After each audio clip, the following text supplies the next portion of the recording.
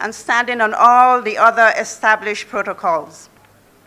Firstly, I bring you greetings from the United Nations family here in Uganda. The 29 entities that work here, 2/3 of which are in the country, have sent Paulina Chiwangu, the UN Women representative, and myself to be with you on this very, very important occasion. I am really delighted to be here today, representing our UN family.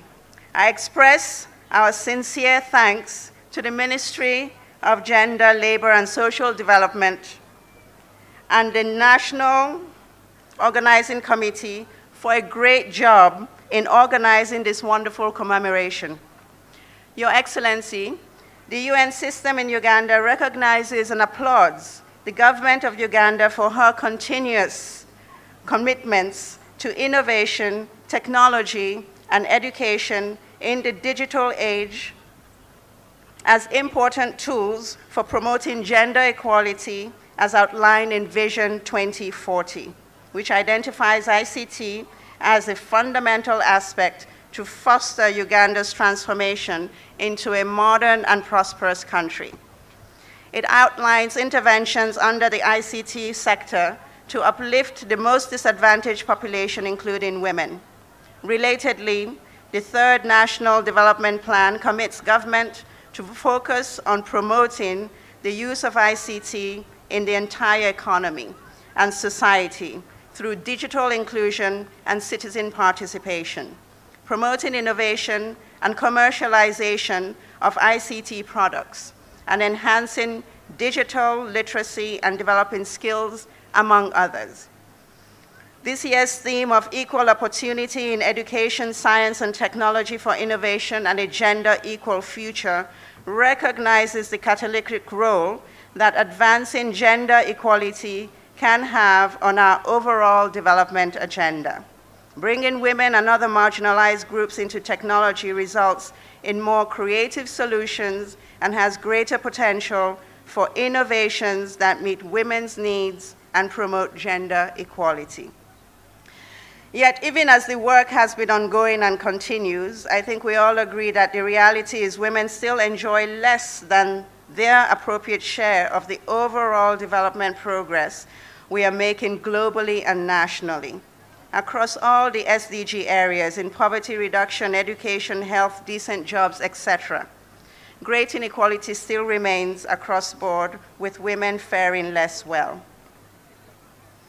In his message for International Women's Day, the UN Secretary General Antonio Guterres notes that women's exclusion from the digital world has shaved an estimated $1 trillion from the GDP of low and middle income countries in the last decade, a loss that could grow to $1.5 trillion by 2025 if we don't take drastic action.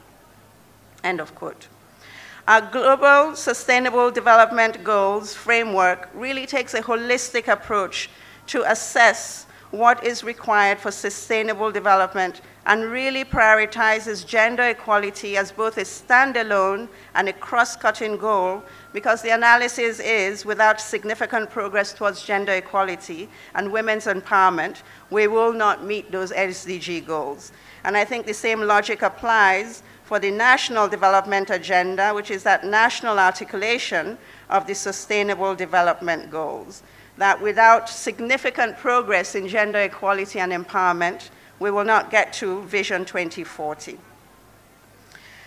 According to the Uganda Communications Commission, I think a statistic from June 2022, there are 25 million phones that are connected to the network. Of these 25 million phones, about 10.9 have access to internet. This is a significant progress.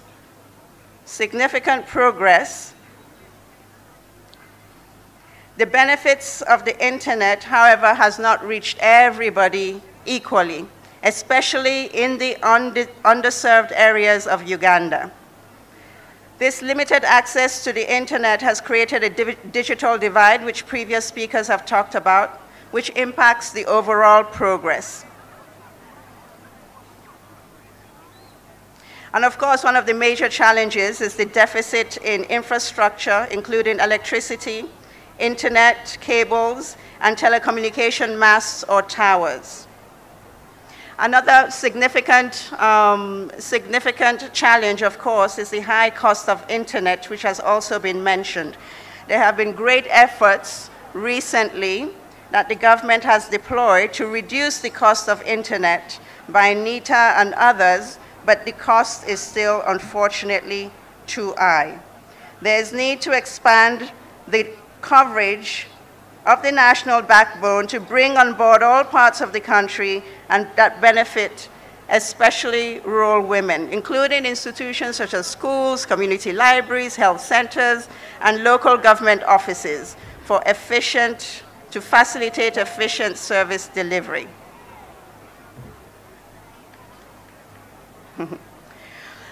Of course, two pillars to advance this agenda. The first one is education. We need to continuously work to eradicate the barriers at every level of education for all our children, especially girls.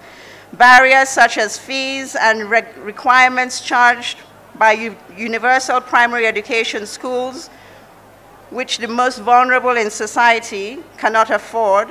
These barriers, we need to make sure that we take them out of the way so that parents and children are able to access services as required. A previous speaker talked about the performance of some of these social action funds. According to the Uganda Poverty Status Report for 2021, produced by the Ministry of Finance, Planning and Economic Development, the poverty rate was lower by 15.75% and 23.7% for households who had at least one beneficiary of Senior Citizens Grants and Uganda Women's Entrepreneurship Program interventions, respectively. So we're extremely pleased. Congratulations to you for launching this GROW project that hopefully will go towards supporting this very, very, very successful program.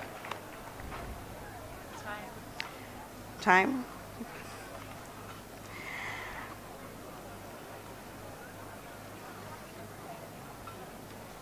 I think on this note is just to congratulate everybody again for all the efforts that have been made, for all the progress that has been made, for women across. We know that without them we cannot achieve our goals, and we look forward to continuously working with you, Mr. President, and your government to be able to help advance these ambitions.